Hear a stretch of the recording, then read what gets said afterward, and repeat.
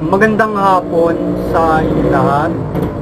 Ito po si Herbert Curia, author, promoter ng The Critics Promotions. Ang ating boses at konstruktibong kritisismo, opinyon, komentaryo at konsultasyon sa linggong ito. Kakibat ang ating pananalig sa ating banal na Panginoon Diyos, banal na Panginoon Kristo at gabay ng kaliwanag ng banal na Santa Maria, mula sa isyong ating nakalap ay hinggil sa issue ng intensified police visibility and intelligence. Yan. Ang PNP mula sa ating Chief PNP Marbil ay pinag-iibayo ang hakbangin ng ating kapulisan upang magampanan ang pagpapairal ng peace and order sa ating bansa at sa ating election 2025. Yan.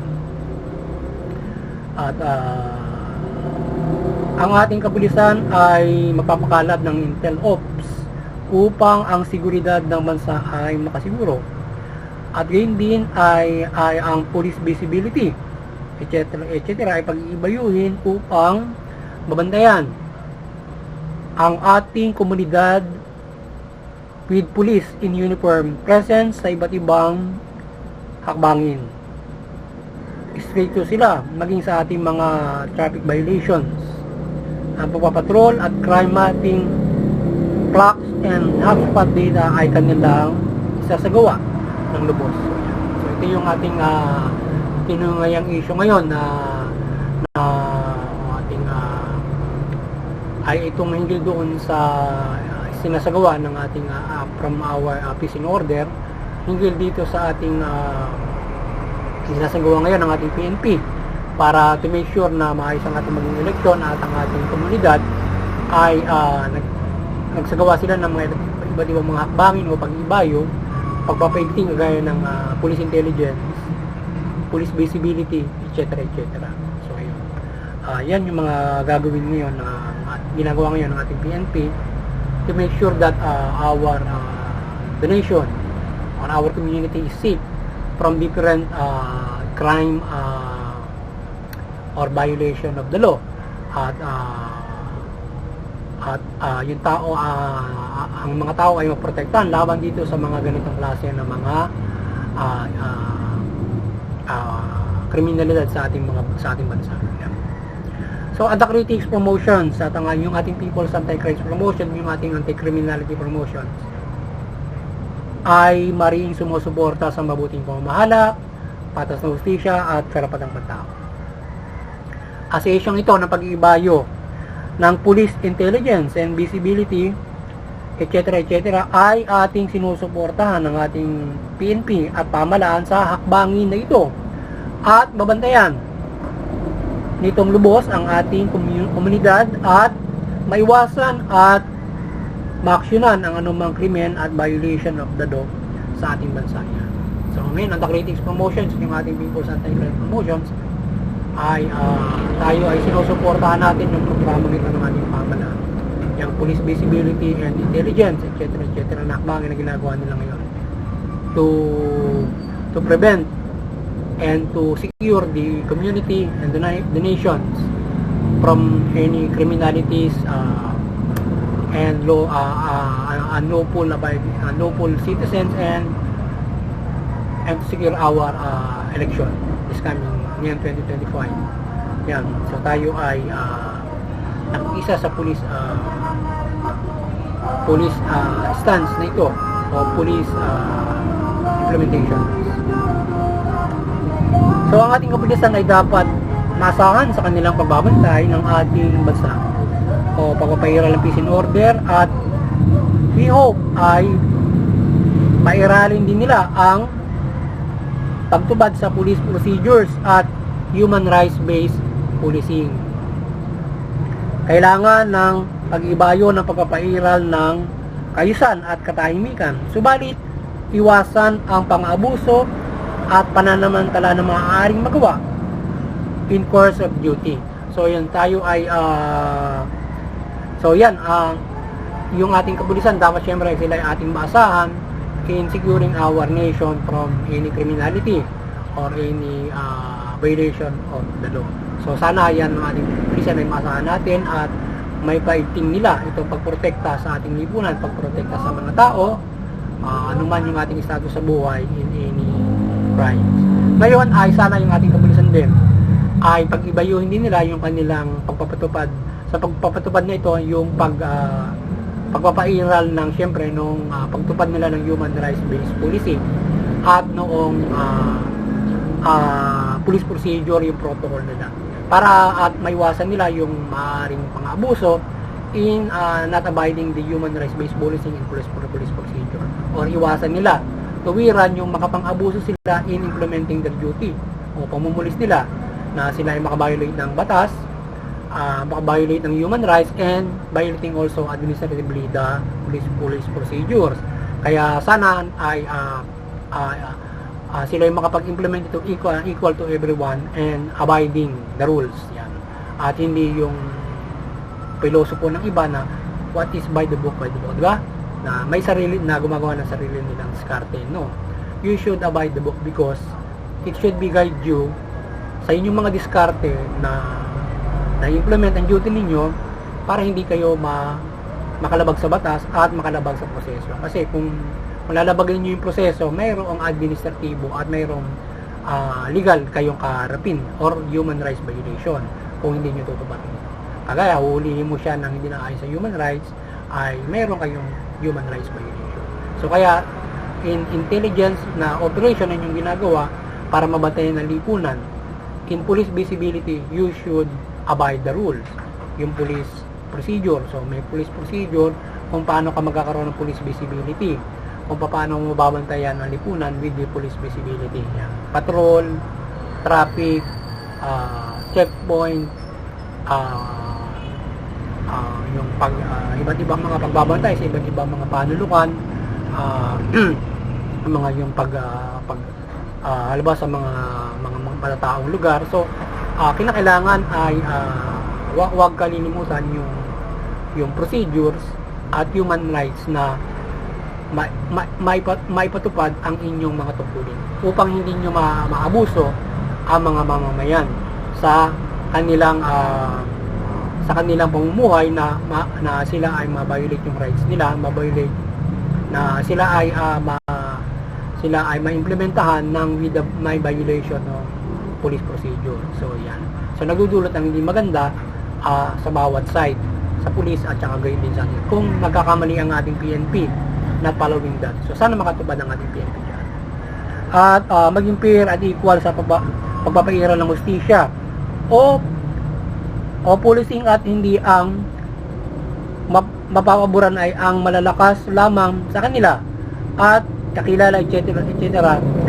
Hindi napapairal ang fair justice. Yan. So maging fair yung ating police sa equal justice for the implementation of the equal justice from their job as police o policing, na hindi syempre unang-una syempre nasusunod yung mga protocol, human rights law, at hindi ang pinapaboran ay syempre mga kakilala, mayaman, mga may kapangyarihan sa lipunan, mga influences nila. So makapangyarihan tao. So hindi dapat ganoon. So may fair. Kung sino may kasalanan, lalapatan ng batas. Sila yung sasabayin, sila yung aawatin, poprotektahan ay yung mabuti. Kung sino man yung mabuti, ay yun yung poprotektahan. At it should be fair to protect. How you to protect the mabuti? Sa mabuti kung sino yung masama din and implementing it from that kind of stance or that kind of policing, like yung intelligence. Kailangan yung human rights hindi mababayolate sa intelligence operation ng ating police. At syempre yung police visibility. Sa intelligence, syempre paano, ano ba? Baka naman yung intelligence natin ay gumagawa na ng mga hakbangin na sobrang hindi nakakabiolate na ng karapatan, like privacy ng isang tao. Intelligence na babiolate mo yung privacy ng isang tao, na as to the extent na yung bahay ay kulang na lamang ay tirahan mo para i-intel mo. Ganun yung intelligence operation awards para makahanap pa ng krimen o para sa pagbabantay mo sa isang hinalaan mo na maaaring suspect o gumagawa ng krimen. You should follow the rules. May human rights at mayroon tayong procedure in intelligence works, even in police visibility and all over the policing na ginagawa para hindi makabiolate doon. Yan, pero halimbawa, bubiolate mo yung kanilang wala na silang privacy because of the intelligence na sinasabi. So, which is pag gano'n, mababayalan sila sa rights na gano'n at iba't ibang mga nababiolate nila na batas.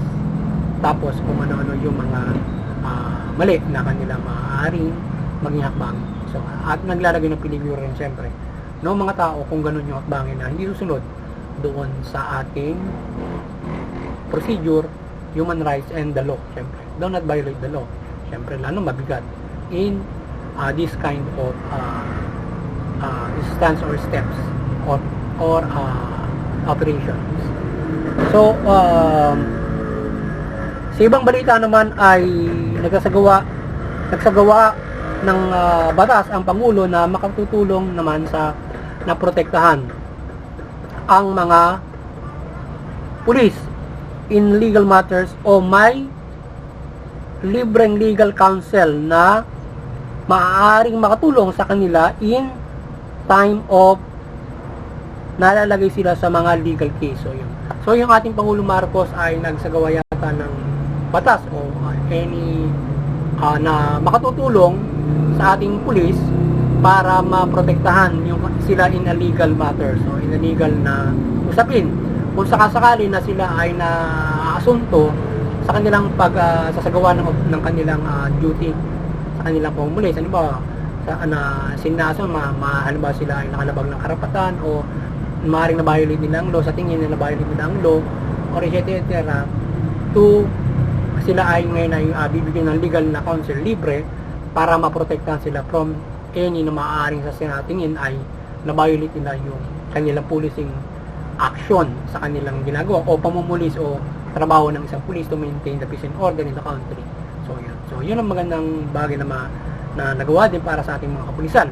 Lalo na yung mga siyempre kailangan nila nito para madepensahan kung wasto ang kanilang ginagawa o hindi. So, ngayon naman ay sana ay hindi naman maubuso na yung ating pulis ay parang nagpoprotektahan in doing such abusive with this. But even though everybody is kailangan ay may karapatan tayo para sa ating counsel kung tayo man ay nalalagay sa isang kasunduan. So yan.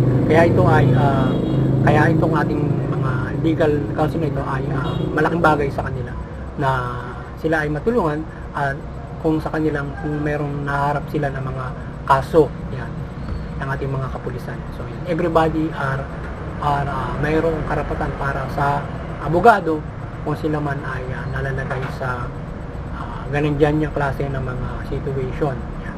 Kung may legal case yan.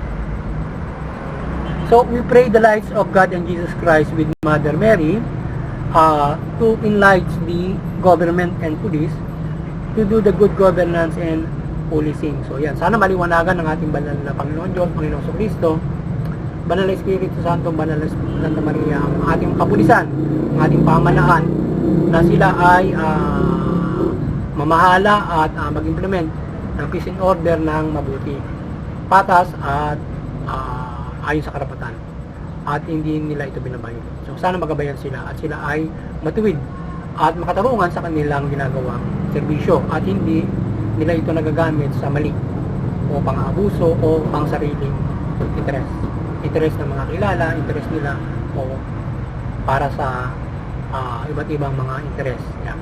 At hindi para sa interest ng marami at mabuti lamang.